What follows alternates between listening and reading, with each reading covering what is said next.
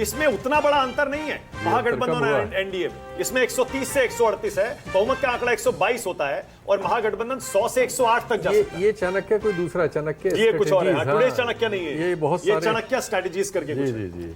मैं ये कह रहा था कि आप देखेंगे तो पाएंगे कि ये सारे एग्जिट पोल ये कह रहे हैं कि एनडीए का स्ट्राइक रेट 66 से 69% के बीच रहेगा और महागठबंधन का स्ट्राइक रेट 30 से 32% के बीच रहेगा। ये 30 से 32% और 66 से 69%, इतना फर्क होना संभव नहीं है।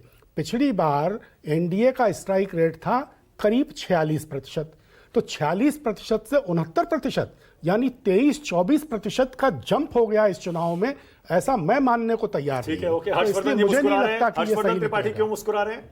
आपको भी यकीन नहीं हो रहा क्या इन सारे एग्जिट पोल्स पर?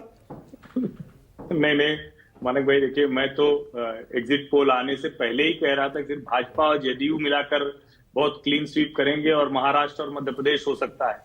मुझे तो कोई इसमें आश्चर्य दिखता ही नहीं। सबसे स्वाभाविक जो अगर अनुमान लगाना है, किसी एग्जिट पोल को मत करिए, जो भी बिहार देख रहा था उसको ही अनुमान लग रहा था।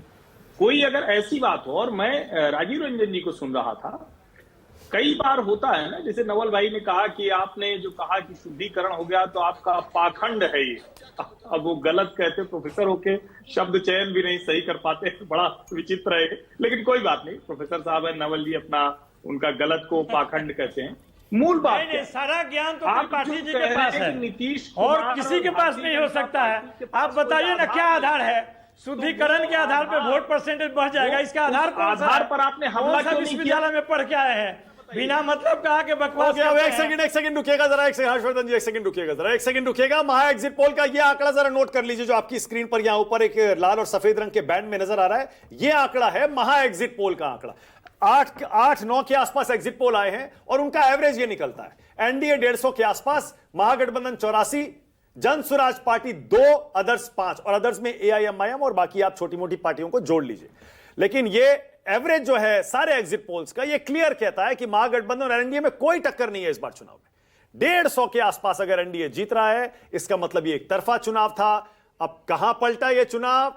क्या शुरू से एनडीए आगे था, या फिर प्रचार के दौरान, योजनाओं के दौरान, या फिर किसी और पार्टी के दाव से ये चुनाव पलटा? इसकी जाहिर है कि इसकी एनालिसिस होती रहेगी और 14 नवंबर को जब नतीजे आएंगे उसका भी एक अपना एक अलग मजा होगा ये देखने का कि क्या वाकई एग्जिट पोल इस बार सही साबित होंगे। राजीव रंजन कुछ कहना चाह रहे हैं? अच्छा, पहले प्रीति एक कमेंट कर लीजिए, उसके बाद जाऊंगा। आप प्रीति बोलिए, पहले एक कमेंट आपका, बोलिए। देखिए, ये विश्वास और भरोसा कोई एक बार नहीं बनता है, और मोदी नीतीश जी के जोड़ी ने जो महिलाओं युवाओं पर जो विश्वास जमाया है उसको कोई तोड़ नहीं सकता। और हम लोग चुनाव प्रचार के दौरान एक नारा लगाया करते थे कि व्यर्थ पड़े हो चक्कर में कोई नहीं है टक्कर में। आज मैं कहना चाहूंगी कि व्यर्थ पड़े थे चक्कर में, कोई नहीं थे टक्कर में, क्योंकि एनडीए की प्रचंड बहुमत की सरकार बनने जा रही है और उसमें सबसे बड़ा योगदान महिलाओं का है। उन महिलाओं का है जिनको पहले लड़की के रूप में साइकिल मिला, छात्रा के रूप में छात्रवृत्ति मिली, जब वो शादी करने के लिए गई तो उनको आर्थिक मदद मिली। वो महिला रुक जाइए, थोड़ा रुक जाइए, अब रुक जाइए। अब सबसे बड़ा सवाल का समय हो गया है। गरिमा स्टूडियो में आ गई हैं। गरिमा मेरी जगह बैठे, इतने मैं राजीव रंजन को माइक दे रहा हूं। राजीव जरा आप बताइए क्या बोलना चाह रहे हैं। राजीव, एवरेज ऊपर यहां स्क्रीन पर हम दिखाते रहेंगे। राजीव रंजन बोलिए।